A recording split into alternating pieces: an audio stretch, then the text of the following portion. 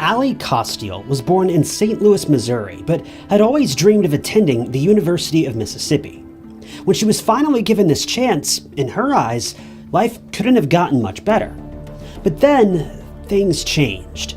Investigators say that there weren't any clues or evidence that could have tipped off Ally's friends before her life was tragically cut short on that July afternoon. Detectives who arrived at the scene of the crime couldn't understand how someone could have done such a thing to a well-behaved, easygoing student. But that's when they honed in on their primary suspect, another student who had a secret agenda that no one could have ever seen coming.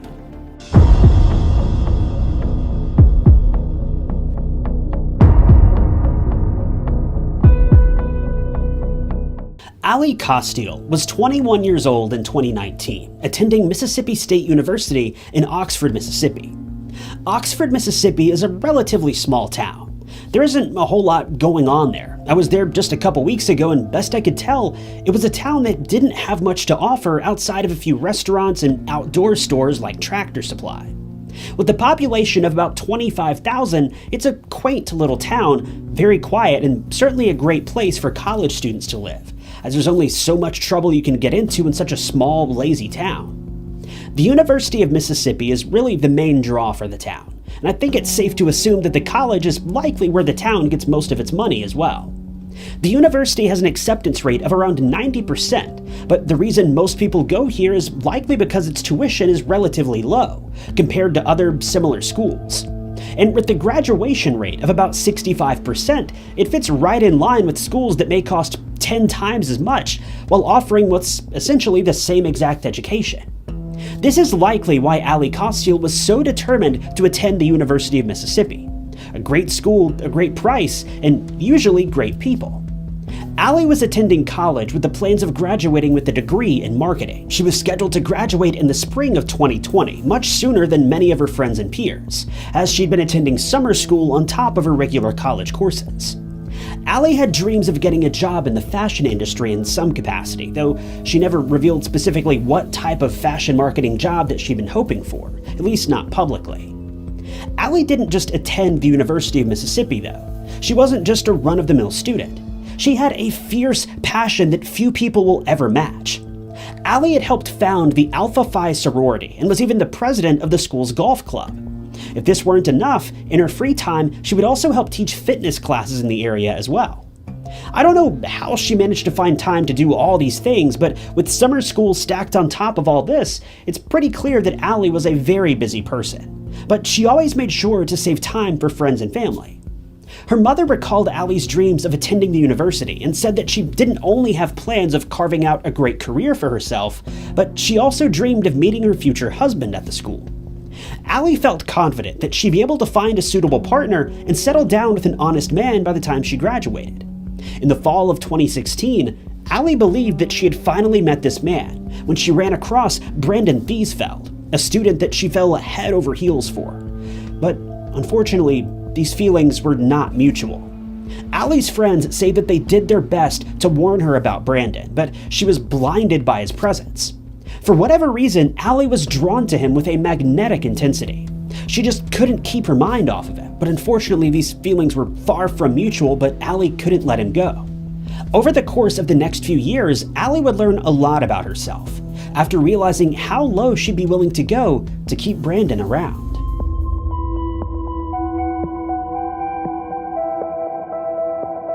Oddly enough, Ally didn't actually meet Brandon Thiesfeld while the two were on campus. She actually met him in Fort Worth, Texas back in 2016, but quickly learned that he was a student at the University of Mississippi. For Ally, this likely seemed like the stars were all finally aligning and their relationship was meant to be. But tragically, this simply wasn't true.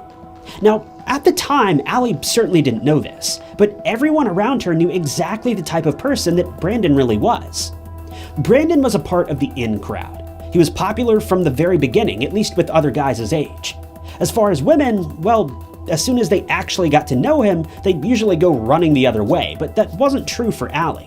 She couldn't get enough.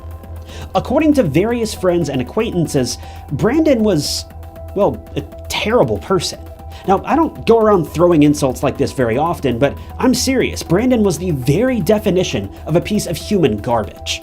All of Ally's friends recall him as being a total tool. All he ever talked about was his father's money and how he could do whatever he wanted because his dad would always bail him out. It didn't matter if what Brandon was doing was illegal or simply immoral, he'd do whatever he wanted all the time, always, no matter who he hurt in the process. One of Ally's friends spoke about Brandon, and while this friend wished to remain anonymous, she described him as a pig. She said that he would use his family's money to do whatever he wanted, and that he'd have 6 different girls around him at one time, sitting back and laughing at them. She ended her remarks about Brandon by describing him as, quote, super misogynistic. Other friends recalled Brandon in a similar fashion. They said that he was raised as a, quote, daddy's boy, and that he had no regard for women whatsoever. He viewed them as little more than property to be played with. One friend recalled that he would constantly badger every female that he came into contact with in the dorms. He'd hang out with them, get what he wanted out of them, and then move on to the next one. Unfortunately, this seems to have been the case with Ally as well. Ally was deeply infatuated with Brandon. In the early stages of their relationship, Ally was under the impression that the two were exclusive, and that they had started dating. But according to Ally's family, she couldn't have been more wrong. Ally's mother recalled Ally coming home from college one day and announcing that she'd met a boy, specifically a boy from Texas. Her mother says that for whatever reason, Ally was always interested in Texas and the people from Texas. So when she met a boy from one of her favorite places, she couldn't have been happier. Ally initially described Brandon as nothing more than a crush, but it soon became clear that they were far more than that.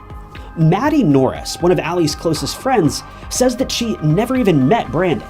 According to Maddie, Brandon always had better things to do than meet Ally's friends and family.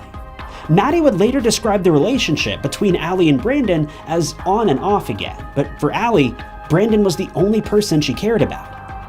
Ally's friends say that she was repeatedly crushed by Brandon. She would constantly make plans with him, then he would never show up. She'd invite friends over to meet him, but he'd disappear just hours before the meetup. She'd scheduled dates or phone calls, but he was never around. This all reached a breaking point in the summer of 2019. By this point, Ally and Brandon had been involved with one another on some level for about 3 years. But then Ally dropped a bombshell on Brandon. She sent him a text message and announced that she might be pregnant. She also sent a photo showing a pregnancy test result that came back as inconclusive. At this point, Ally was a senior in college, planning to graduate in just a few short months in the following spring. She revealed her possible pregnancy to Brandon on the 14th of June at around 10:15 p.m. While Brandon always did his best to dip and run whenever Ally reached out to him, this time was different. He responded almost immediately by saying that she should just take the Plan B pill and move on with her life. He added that he had no plans to keep a child, saying, quote, "I do not want a kid at all." Just minutes later, this was followed by another text that read, "I'm serious, no kid at all. It will ruin my life. I will not help at all." Immediately after these texts, Ally set up a time to meet with Brandon about the supposed pregnancy, but he never showed up, go figure. She scheduled multiple follow-up meetings as well, but he didn't show up to a single one of them. He would always concoct some sort of excuse and claim he was busy or had other plans or simply forgot. It wouldn't be until July of that year that Brandon would finally get around to meeting with Ally. But he didn't plan on simply meeting up with her. He had much bigger plans, and a much darker secret.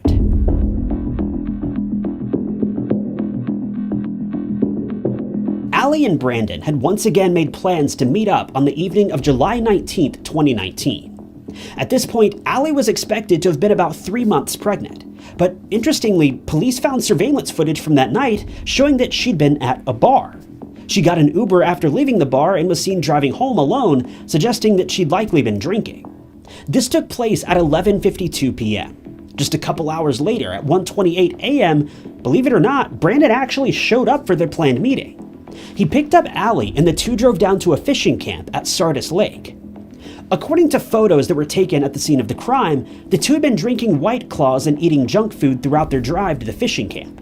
Mind you, this was taking place while the two were operating under the assumption that Ally was pregnant. And for anyone that might not be aware, White Claws are alcoholic, and junk food isn't great for a baby either. The two arrived at the fishing camp at around 2:15 a.m. And according to those who lived nearby, around this same time, a series of shots rang out in the night.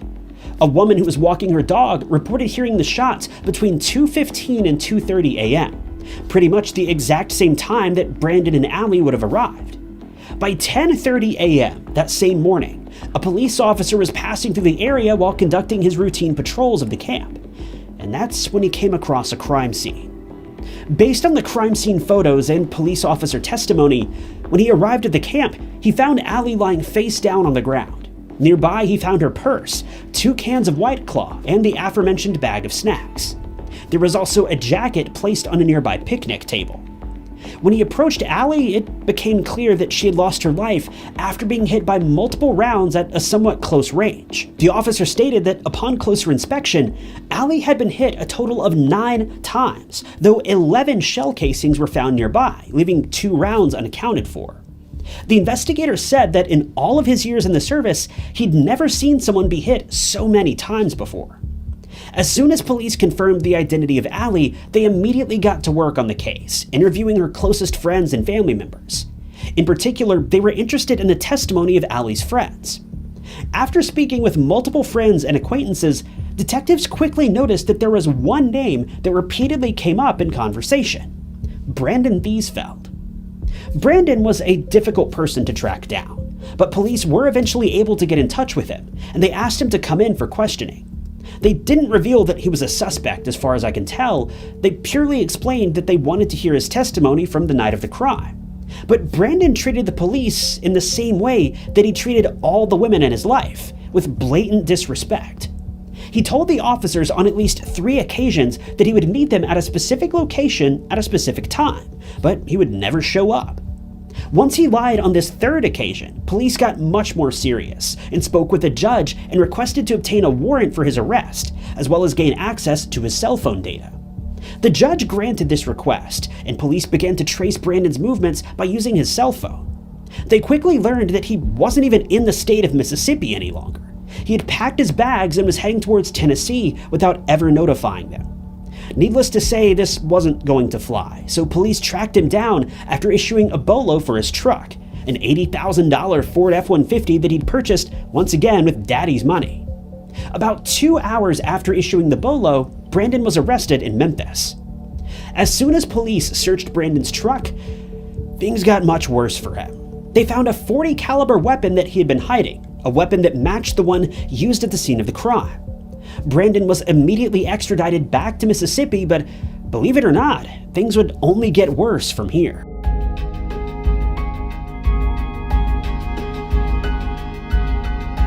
When police were doing their best to tie Brandon to the scene of the crime, they requested access to Ally's phone records.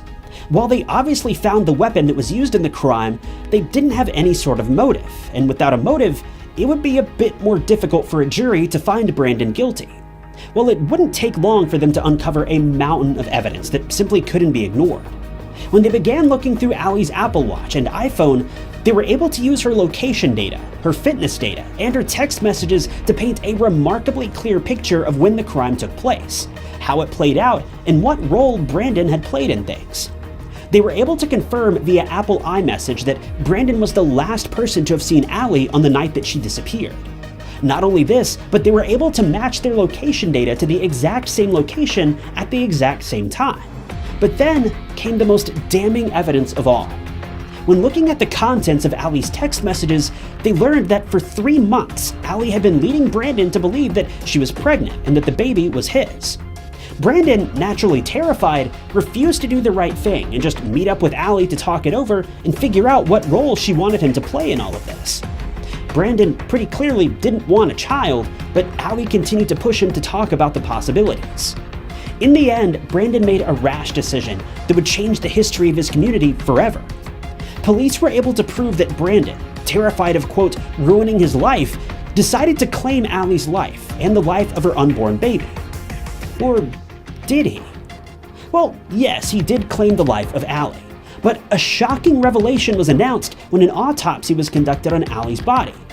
She wasn't pregnant, nor was there any indication that she had been at any point in the recent past.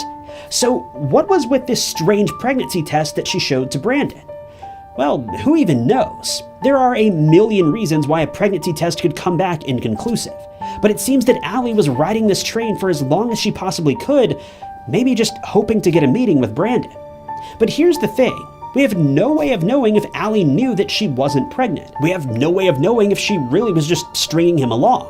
But what I find really odd is that for the 3 months that she believed she might have been pregnant, she never bothered taking a follow-up pregnancy test to confirm one way or the other. But the most crucial piece of evidence in my book that proves that she likely knew that she wasn't pregnant was her attendance at the bar that night and the white claws that were found at the scene of the crime. Ally was a smart girl. She almost certainly knew that if she was pregnant, then she shouldn't be drinking. To me, this seems to allude to the idea that Ally may have been so deeply in love with Brandon that she was willing to do almost anything just to get a few moments alone with him and try to hash things out. But Brandon was just too much of a coward to face the possible consequences of his actions and just sit down and have a talk with her. And the thing that bothers me most is that if Brandon had half a brain, he could have pieced all this together as well. But instead, he decided to put an end not only to their relationship, but to an entire life. Ally had been working so hard to get her degree so that she could begin her dream career. She tried so hard to love someone and begin a life with someone, but unfortunately, it was someone who just couldn't love her back. Ally had everything going for her, but this moronic monster stole all of that and more. After Brandon's arrest, police came across a handwritten note in which Brandon accepted responsibility for his actions.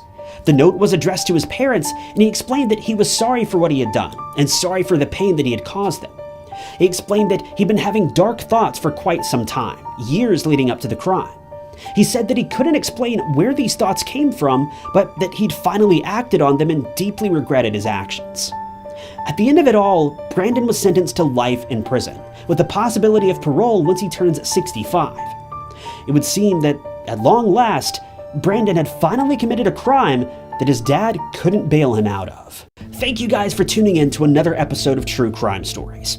If you want to see more true crime documentaries like this, be sure to hit that like button and subscribe. If you'd like to help support the channel, the best way you can do that is simply by leaving a comment below. Any comment at all. It helps out the channel a lot more than you may realize. If you want to help out financially, you can do that by clicking the blue join button below, or by picking up a True Crime Stories mug from TyKnots.com. But with that, my name is Ty Knots, and I'll catch you guys in the next video.